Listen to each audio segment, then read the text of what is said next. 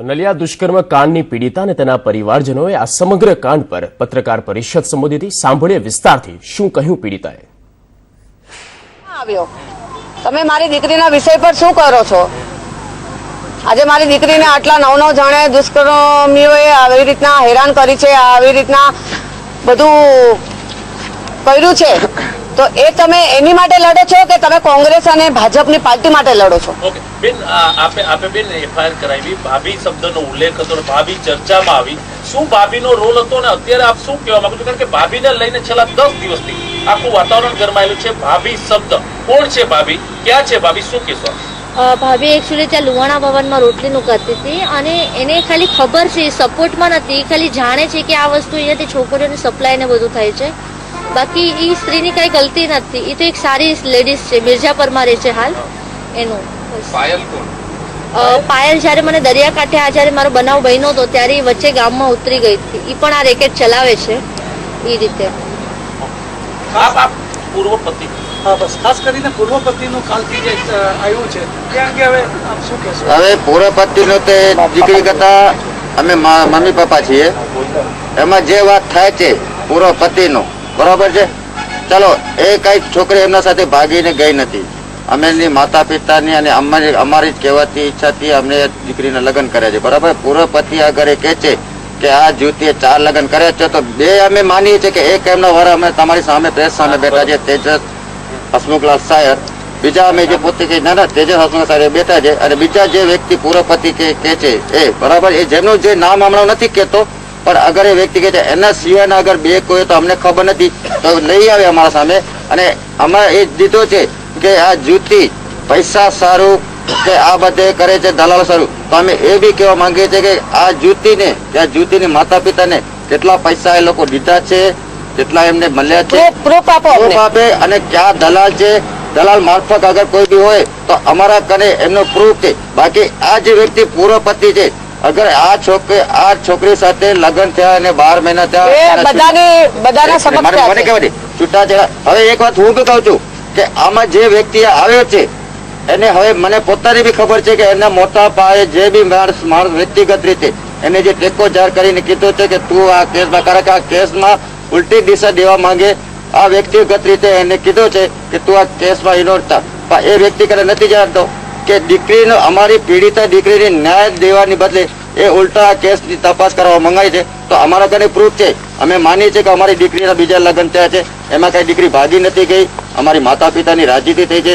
દીકરી અમને કીધું આ દીકરી અમારી એ છોકરાને ઓળખતી બી નથી. એના માતા પિતા મળે છે, અમે એમને મળે છે, અમે એમને સગાઈ કરાવી છે, અમે એમને લગ્ન કરાવ્યું છે, અને દીકરીને ન પાયો અને અમે છૂટાછેડા કરાવ્યા. એક મિનિટ, અમે એમના તરફથી દીકરીના ઓલામાંથી 1 રૂપિયો અમને આપ્યો નથી. એ લોકોએ ખાધા ખોરાક કે અમે કઈ લીધો નથી, ખાધા ખોરાક અમે લીધી નથી. જે દલાલ વ્યક્તિની વાત કરે છે. અને મારે એક મિનિટ, મારે એટલું જ કેવું છે કે આજે 3 મહિના થઈ ગયા આ કેસ પર. 15-20 દિવસથી સખત દિવસ રાત ન્યૂઝ ટેલિવિઝનમાં આવે છે. ત્યારે તમે ક્યાં ગયા હતા? ત્યારે પૂર્વ પતિ ક્યાં ગયા હતા? અત્યારે જ કેમ આવ્યા? આજે આ બધા લોકોને જે માથા ભારે શખ્સ અગર આમાં ઇન્વેસ્ટ કરે છે તો ઓકે કઈ વાતો કરે કે જે શખ્સો એ લોકોને માથા ભારે શખ્સો હું બી ઓળખું છું. અગર આજે હું બેસ કોઈ સામે બેઠું છું તો હજી મારી છોકરી કે મારા ભાઈ કે મારા જમાઈ કોઈ વ્યક્તિગત રીતે કોઈને નથી ઓળખતા, પણ હું વ્યક્તિગત રીતે ઓળખું છું. હમણાં ક્યાંથી એમને પ્રેશર આવ્યા છે અને સુકામાં ચીજમાં આવે છે. એટલે મને હા, હું ગરીબ માણસ છું પણ હારી જાઉં એ માણસ નથી. આખરી સવાલ છે, તમારી જે આ લડત છે એનાથી 9 વ્યક્તિઓના ચહેરા તો ખુલ્લા થઈ ગયા. શરૂઆતથી તમે અરજી કરી ત્યારથી એક વસ્તુ સામે આવે છે કે આ ઘણું બધું મોટું સ્કેન્ડલ છે, પણ પોલીસ તપાસમાં અત્યાર સુધી 9 ચહેરાઓ જ સામે આવ્યા છે. કદાચ બીજી યુવતીઓ આગળ નહીં આવે તો તમારી લડત શું રહેશે? આમાં મને જો પૂરતો ન્યાય મળ્યો તો હું હજી પણ સરકારને એપ્લિકેશન કરીને હજી પણ બીજાઓને ગોતીશ અને એને આ મુકામ સુધી પહોંચાવીશ. અને જે લેડીઝોને 35 જે છોકરીઓ છે એને પણ હું બહાર લાવીશ. આપે કીધું ભાભીનો રોલ સારો છે, ભાભીએ તમને સચેત કર્યા હતા, પણ તે ભાભી કોણ છે? નામ શું? એનું નામ આઈ થિંક સો ગીતા કરીને છે, ભૈયાણી છે અને મિર્જાપરમાં રહે છે. અને હું એક જ વસ્તુ કહેવા માંગુ, લાઈવ છે ચાલુ છે, હું એક જ વસ્તુ કહેવા માંગુ છું કે આજે મારો પૂર્વ પતિ છે, આટલા 3 મહિનાથી અમારો કેસ ચાલુ છે, છતાંય વચ્ચે હમણાં આવ્યો છે, વાંધો નહીં. એના ઘરમાંથી કાંઈ અમે લીધું નથી, ખાધા ખોરાકી લીધી. અમારી પાસે લીગલી પ્રૂફ છે, અમારી પાસે સમય આવતા અમે બતાવશું. અને જે વ્યક્તિએ આને ઊભો રાખ્યો છે અત્યારે એને સોગંદથી કહું છું હું કે હું એને મારતા મારતા LCB ની ઓફિસ સુધી લઈ આવીશ અને એ પણ મીડિયા સમક્ષ. હે અન્ય છે વ્યક્તિ અન્ય છે પણ અમને ખબર પડશે એટલે અમે મીડિયાને રજૂઆત કરીને મારતા મારતા LCB ની ઓફિસે લઈ આવશું. અને કલ્પેશ મોમાયા છે જે મારો પૂર્વ પતિ, એને પણ હું મારતા મારતા નાગો કરીને હું અહીંયા લઈ આવીશ. આજે સોગંદ લઉં છું. એટલે જેને પણ આ ઊભું કર્યું છે, મારા ચારિત્ર ઉપર જે આંગળી નાખી છે એને હું મૂકીશ નહીં. કારણ કે આપણા સમાજની છે ને એક જ ભૂલ છે, દીકરી આગળ આવે છે ને એને આગળ નથી આવવા દેતા, પાછળ ધકેલો છો પોતાના સ્વાર્થ માટે. એટલે આજે હું સોગંદ લઉં છું કે જેને પણ એને ઊભો કર્યો છે અને ઊભો રહ્યો છે, બેઉ જણાને હું નાગા કરીને મારતા મારતા LCB ના ઓફિસે હું લાવવાની છું. બેન, જ્યારે વિનોદ ચાવડા સાથે આપ સંપર્કમાં આવ્યા, એમને તમારી આખી ફરિયાદ સાંભળી, એના પછી રાજકીય દબાણ ફરિયાદ ન કરવા માટે તમને કરવામાં આવ્યું? વિનોદ ચાવડા તરફથી અમને ફૂલ સપોર્ટ હતો અને આગળના જે આપણે હમણાં લાઈવ થયું એમાં મેં બધું કહી દીધું છે, એટલે હવે હું બોલી નહીં શકું. એક છેલ્લો પ્રશ્ન, ગુમનામ બાબા ઉપર એક આક્ષેપ થાય છે કે પૈસા માટે કરે છે, તો તમે શું કે તમે એમની સાથે રહ્યા છે, તમને મદદ કરે છે, એ નીડર પણ છે એવી વાત છે, પણ એમના સામે આવો કુપ્રચાર પણ અરે જે નીડર બાબા છે, જે નીડર ભાઈ છે ને, જે ગુમનામ બાબા તરીકે ઓળખાય છે, એની પાસે કાંઈ ખોટ નથી. એના ઘરે દીકરીઓ છે, એના ઘરે દીકરાઓ છે. એને લાગે છે કે એની આ દીકરીને ન્યાય અપાવવો છે, એટલા માટે. વિદેશના રહેવાસી છે, મોટી સંસ્થા હલાવે છે, મોટી સંસ્થા હલાવે છે, એમના કાર્યકર્તા બધે ચારે બાજુ છે. અને આવા જ કોઈ જે દીકરીઓને કે એમને ન્યાય નથી મળતો, એમના સર્વે બહુ મદદરૂપ માણસ છે. એ બી આવશે થોડા ટાઈમ સમયમાં, એ બી આવશે. અને બધા માણસો છે ને એક સરખા હોતા નથી.